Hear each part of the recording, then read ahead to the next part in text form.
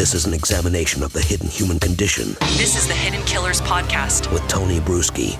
We got a great guest on to answer some questions that we have about the Chad and Lori Daybell saga as it continues moving forward.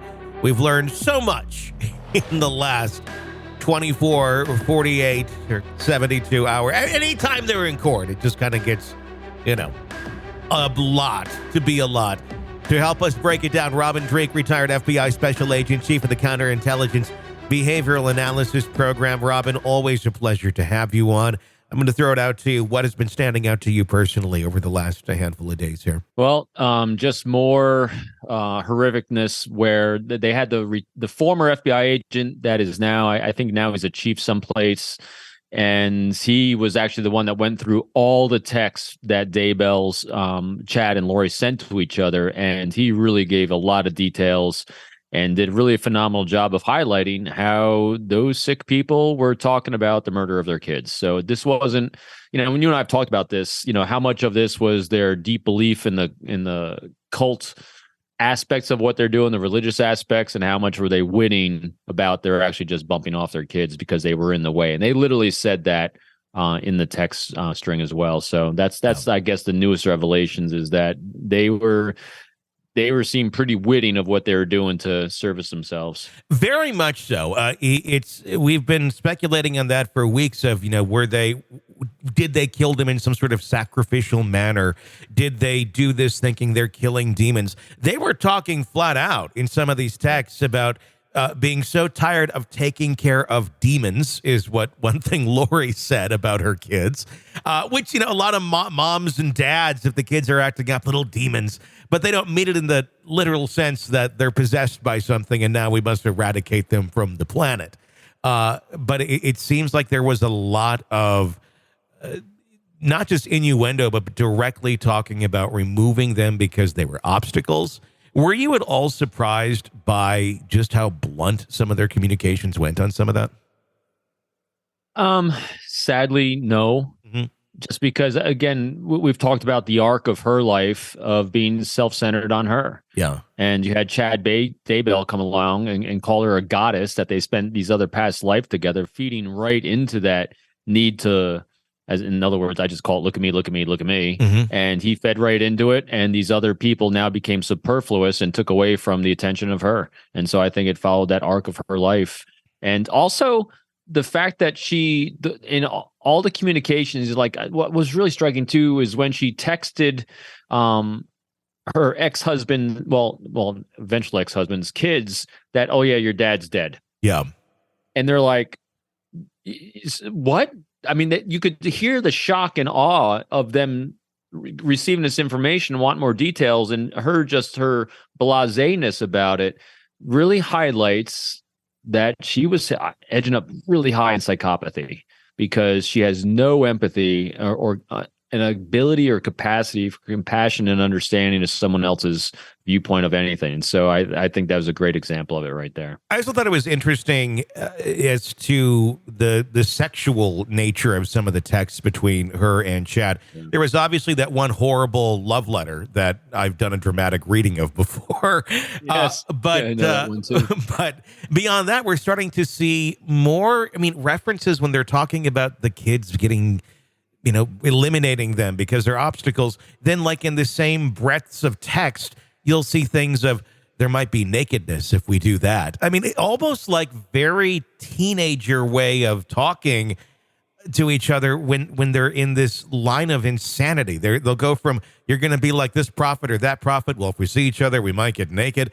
And the kids are in the way. It seems to run the gamut of not like one cohesive level of, I guess, maturity or anything. It goes from like high school level thinking to a very manipulative and very covert and planned back to, I don't know, it goes all over the board.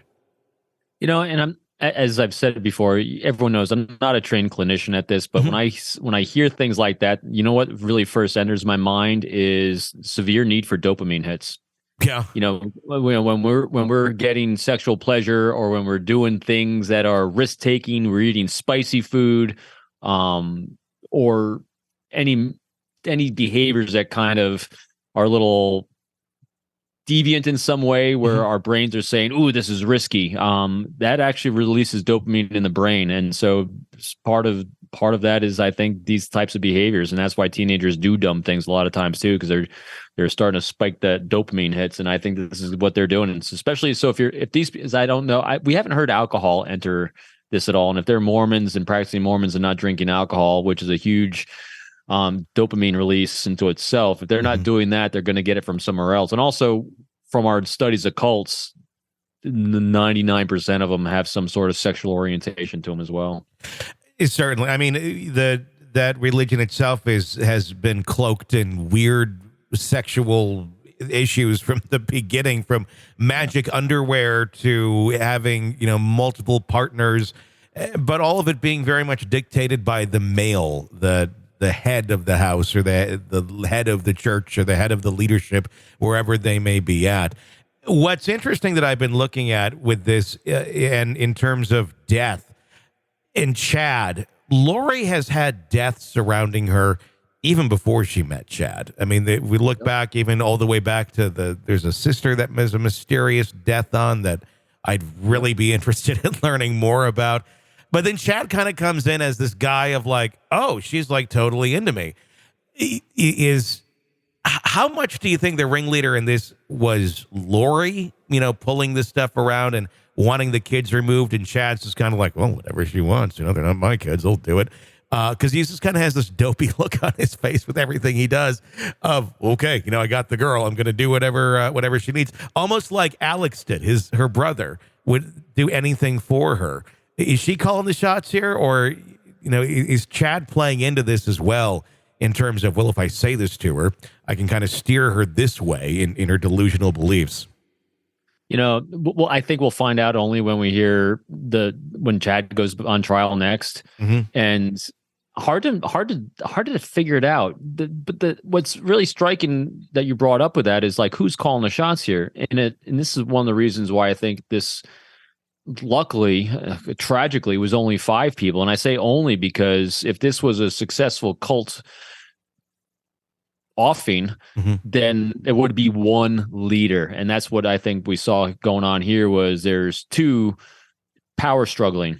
And I don't think they saw it as a power struggle, but when you have someone that had all the crazy ideas, which are Chad's, and then you had her playing into it because it made her feel special and good, yet she's calling a lot of the shots like she had been her entire life. Like you said, death has surrounded her. Her sister, 1998, I believe, is when her sister mysteriously died, and then the string of deaths kind of followed her through life. That's where we call that arc. And so she had this arc of unhealthy behaviors going on throughout her life, and then she just was fed a better line, I think, from Chad to kind of emphasize it. So it'll be interesting when he's on trial.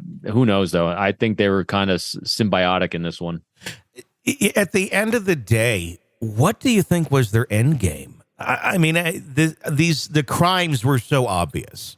It wasn't like this was very well hidden by any stretch of the imagination, yet they continued on as if no one was looking into them or looking at them while all this was going on. You had Dateline literally chasing them down on the beach when they're getting married in Hawaii. Did they somehow, was this a narcissism, thinking that, well, this will blow away, we'll get away with this? Or, yeah. I think they really just aren't that bright. I mean, when you look at cults and the ones that are successful getting off the ground, the people actually have a skill set and can do something. I think these people, Chad and Lori were taking the insurance money from others because they literally couldn't do anything. They had no skill set. I do not think they were that bright. And I think they thought they were going to get away with it. Their end game, again, only from what we've seen, because every day we learn something new. I think they'd like that idea of taking all the insurance money, running away, and living together as God and Goddess in Hawaii. There was talk about that in some of this, of how do we change names? How do we do this or that? So maybe that, in fact, was it of them. They're just going to go off the radar. And get their own little mini cult over there, which paid them homage, made them feel as special as they think they were, and live off the insurance money until they need more, and then they'll bump off another one of their people. This is an examination of the hidden human condition. This is the Hidden Killers Podcast. The Hidden Killers Podcast. With Tony Bruschi. Robin Dreek, thank you for your insight. Robin, retired FBI Special Agent, Chief of the Counterintelligence Behavioral Analysis Program. Thank you for your insight on that. Love having you on. If you want to weigh in on anything that we are talking about here, you are welcome to do so. We have a phone number for that. It's 888-554-5537. 888-554-5537. Easier remembered is 888-5-KILLER to weigh in on anything that we are talking about. We'd love to hear from you. My name's Tony Bruschi. Stay with us.